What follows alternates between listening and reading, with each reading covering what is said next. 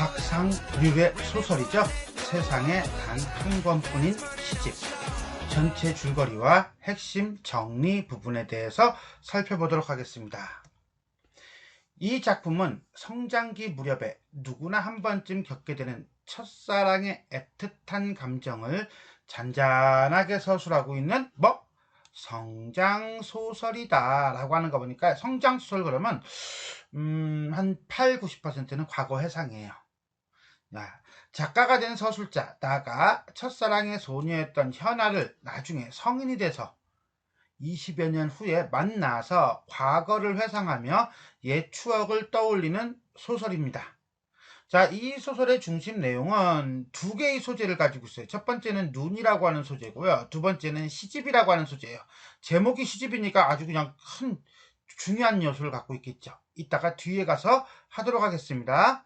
이 소설은 눈이 내리는 날을 주요 배경으로 설정하고 있다. 나가 현아에게 시집을 전하려고 했던 날에도 눈이 내렸으며 20해 만에 현아를 다시 만난 날에도 눈이 내렸다.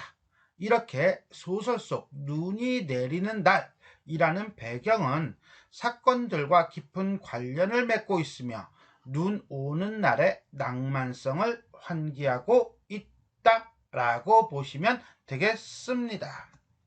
자, 전체 줄거리. 물론 발단, 전개, 위기, 절정, 결말 이렇게 빠지겠죠. 소설가인 나는 나 나왔으니까 몇 인칭? 그렇죠. 1인칭이면서요. 소설가라고 하는 직업이 나오네요. 어느 날 낯선 여자의 전화를 받고 그 여자를 만나게 된다.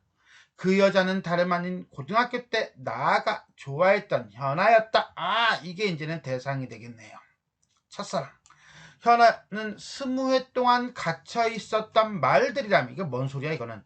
요건 일단 여러분들 퀘스천 마크 해놓으세요. 당시 나가 친구를 통해 현아에게 주었던 시집을 내놓는다. 그렇다면 결국은 20회 동안 갇혀 있었던 말이라는 건 시집 속에 있는 시의 내용들이네요. 그 시집은 나가 직접 써서 만든 것이었다. 그 순간 나는 친구의 하숙집에서 알게 된 뒤 좋아했던 현아와 시집에 대한 추억에 젖는다. 자연스럽게 이제 어디로 넘어갑니까? 과거, 회상. 전개 부분 봅시다. 나는 눈이 오는 날, 눈 나왔잖아, 그치? 현아에게 시집을 전해주려고 갔지만 현아는 집에 없었고 친구에게 대신 전해달라며 시집을 건네주고 온다. 나는 돌아오는 길에 현아를 만났지만 쑥스러워하면서 눈 속을 뛰어간다. 그런데 말입니다. 며칠이 지났는데도 현아에게서 아무런 반응이 없어. 이러면 또 생각이 많아지죠. 그죠? 나는 처음엔 궁금해하다가 이내 절망한다. 쟤였구나. 그러고 난 다음에 나의 절망은 미움으로 바뀌고 그럴 수 있을 것 같아요. 더 이상 시를 쓰지 않겠다고 다짐한다. 이 말은 결국 당시 나에게 있어서 시란 곧 뭐다? 현아다. 이게 동격이었다 라고 볼 수가 있겠습니다. 위기. 대학을 가는 것보다는 시를 쓰는 일이 더 고귀하다고 느꼈던 나에게 이 절망, 이때 절망은 바로 뭡니까? 그렇죠. 현아하고 헤어진 거죠. 자, 대학 시험을 치르게 하였고 문학과는 전혀 관련이 없는 학과에 진학하여 아무 활기 없이 4년을 보내게 된다. 군 복무까지 마치고 제대한 나는 돈을 다루는 직장, 은행 쪽 아닌가 싶어요. 다니다가 어느 날 문득 자신이 돈 세는 기계처럼 되었다는 것을 느끼고 한마디로 뭡니까? 자기 몰명, 자기 정체성에 대한 회의감을 느낀 거죠. 여행을 떠난다. 그 여행을 돌고 돌아 절정으로 넘어와서 지친 몸을 이끌고 찾아온 고향. 어린 시절 꿈을 꾸었던 노을과 바다가 있는 고향에서 지난 날들을 떠올리며 나는 글을 다시 쓰기 시작한다. 이때 글은 현아와 관련된 글은 아닐 거예요. 직장에 돌아가지 않고 글쓰기에 몰두한 나는 하는 거 보니까 전업작가가 됐나 보네. 이제 시가 아닌 소설에 가까운 글을 쓰며 다시 태어나야 하는 자신, 이 다시 태어나야 하는 자신은 자기가 창작한 인물들. 근데 그 인물들이 결국 뭐야? 자기 얘기라는 거죠, 에게만 몰두한다. 결말.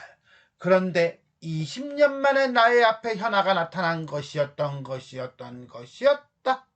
나에게는 눈앞의 현아가 40줄에 가까운 여인이 아니라 지금도 여고생 현아로 머물러 있다.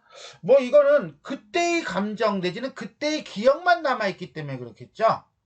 20년 전에 만나고 그 다음에 안 만났으면 내 기억 속에는 20년 전 기억만 남아있을 거 아니야. 그 얘기일 거예요. 현아는 남편이 죽은 후 유품을 정리하다가 이 시집을 발견했다면, 어이? 이건 뭔 소리야? 그 말은 결국은 뭐예요? 내가 현아에게 전해달라고 시집을 건네주었던 친구가 곧 현아의 남편이라는 거죠. 그러니까 이 친구는 현아에게 이 시집을 건네주지 않은 거야. 그러니까 현아는 몰랐던 거야. 몰랐으니까 당연히 연락을 못했지. 알지도 못했으니까.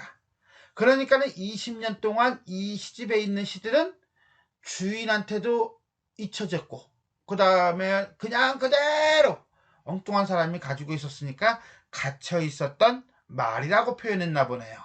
자, 이 시집을 발견했다며 미안하다고 사과한다. 그런 현아에게 오빠라는 소리가 자연스럽게 2번씩이나 나오는 것을 들으며 나는 마른 침을 삼킨다. 긴장한 거죠. 나는 현아에게 돌려주러 왔다는 시집을 도로 내밀며 여기에 들어있는 시는 현아한테만 어울리게 쓴 것이라고 말하고 일어나서 밖으로 나온다. 나는 눈길 위에 발걸음을 옮길 때마다 오빠라는 소리가 밟혀 아마 과거 20년 전의 추억이 밟히는 것 같은 착각이 든다. 그리고 the end 라고 이야기가 끝납니다. 자, 그러고 보니까는 상당히 잔잔한 그런 소설이다 라고 볼 수가 있겠습니다. 전체를 정리하겠습니다. 현대소설이고요. 단편소설이고 성장소설이다. 회고적, 성찰적, 낭만적이다. 청소년기 순수한 사랑과 정신적 성장을 다루고 있다. 특정 소재를 매개로 이때 특정 소재는 2개가 있었어요. 첫 번째는 뭐였죠? 눈이었죠. 두 번째는 뭐였죠? 그렇죠. 시집이었죠. 그 중에서 중요한 건 뭘까요? 시집이겠죠. 그 시집을 보고 과거 회상을 하고 그 다음에 떠오르는 거니까요. 현재, 과거, 현재의 역순행적 방식으로 전개되고 있다. 우린 일단 소재 그러면 시집부터 봐야 할 것 같아요. 시집의 제목이 갖는 의미와 기능이에요. 자, 본문엔 이렇게 되어 있습니다. 속표지에 검정 만년필 글씨로 이 세상에 단 한 권뿐인 시집을 내 사랑하는 소녀 현아에게 바친다 라고 되어 있습니다. 그 말은 결국은 이게 수제품이야. 본인이 직접 만든 거예요. 누구를 대상으로? 현아만을 대상으로. 됐습니까? 그런 다음에 짧은 신음만 내뱉은 채 공책을 뒤적여볼 엄두도 내지 못했다. 그의 겨울의 찬바람이 가슴을 쑥 뚫고 지나갔기 때문이다 라고 되어 있습니다. 이 시집의 내용이 뭔데? 그러면 본문에 이런 내용이 있습니다. 현아, 나의 사랑뿐인 하나뿐인 사랑, 이 세상 단 하나뿐인 시 현아, 현아를 향한 나의 하나뿐인 사랑. 그러니까 곧 시 이코르 현아 이코르 뭐야? 그렇죠. 사랑인 거죠. 자, 이 시집이 갖는 기능은 이렇게 보면 되겠죠. 나는 짧은 신음만 내뱉은 채 공책을 뒤져볼 엄두도 내지 못했다. 그의 겨울에 찬바람이 가슴을 뚫고 지나갔기 때문이다. 요거. 결국 시집은요, 성인인 나가 과거인 나와 현아를 추억하게 하는 매개물이에요. 즉 과거 회상의 매개물이고요. 그 다음에 이 시집과 관련된 이야기가 소설의 전체 내용이다 라고 하는 것을 보여주고 있는 것입니다. 성장기 무렵에 누구나 한 번쯤 겪는 통과제의적인 성장소설이다. 우린 여기서 성장소설이 무엇인가에 대해서 잠깐 살펴볼 필요가 있을 겁니다. 자, 성장소설. 성장소설은 그냥 성장이에요. 그죠? 즉 유년기에서 소년기를 거쳐 성인의 세계로 입문하는 한 인물이 겪는 내면적 갈등과 정신적인 성장, 그리고 자신을 둘러싸고 있는 세계에 대한 각성의 과정, 이런 것들이 중심 내용입니다. 보통 인물은요, 어린 시절의 자아죠. 그러니까 아무래도 지적, 도덕적, 정신적으로 미성숙한 상태일 거예요. 그 상태에 있는 인물이 어떤 사건, 계기를 통해서 자기 자아의 미숙함을 딛고 일어서서 자신의 아이덴티티, 즉 정체성과 가치관, 그 다음에 세계의 의미를 깨닫는 것으로 이야기가 맺어집니다. 보통 한 인물의 생애를 대상으로 한다는 점에서 성장소설은 자전적, 자서전적 성격과 유사한 면을 가지고 있지만 성인으로서 입문하기 전의 시기, 미성숙했던 상태, 미성숙했던 시기, 그 시기의 갈등을 중점적으로 다룬다는 점, 그 다음에 작가의 개인적 체험과 개인사가 많이 개입되지는 않는다는 점에서 자전적 소설과는 차이가 있습니다. 그러니까 자전적 소설은 아무래도 작가의 삶이라고 하는 게 많이 들어가 있어요. 그러니까 작가가 어떻게 살아왔는지를 알면 그 소설을 이해하기가 되게 쉽습니다. 그래서 우리는 성장소설은 흔히 독일에서는 교양소설이라고도 하는데 우리는 이 말은 잘 쓰지는 않습니다. 또 하나 예술가 소설이라는 말도 같이 거론되곤 합니다. 근데 이 예술가 소설은 전혀 다른 의미로 우리나라에선 쓰여요. 그래서 한 소설가 또는 예술가가 현실과 자신의 예술적 이상 사이에서의 갈등, 그리고 자아인식과 아이덴티티를 확립하는 그런 모습을 보여주는 걸로 우리가 예술가 소설이라고 합니다. 이거는 어떤 청소년기 내지는 소년기를 다룬다기보다는 성인일 때도 역시 마찬가지로 이런 모습을 보여줘요. 그러니까는 교양소설은 우리 문학에서는 잘 다루지 않고 예술가 소설은 성장소설과는 조금 다른 의미로 사용된다. 굳이 어릴 때를 배경으로 하지는 않는다. 참고로 알아두겠습니다. 참고한다면 교육소설, 아까 잠깐 얘기했죠, 그죠? 우리는 잘 얘기하지 않는다라고 써요. 독일에서 주로 얘기하는 건데 혹시나 싶으니까 이렇게만 보겠습니다. 젊은 남녀들이 바람직한 시민으로 그리고 도덕적, 지적으로 성숙한 성인으로 교육시킬, 이거 목적성을 가지고 있어요.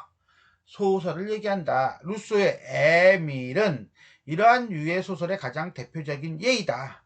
보통 내용은 불우한 소년 내지는 소녀가 고난과 역경을 이기고 바람직한 성인으로 성장하는 거다.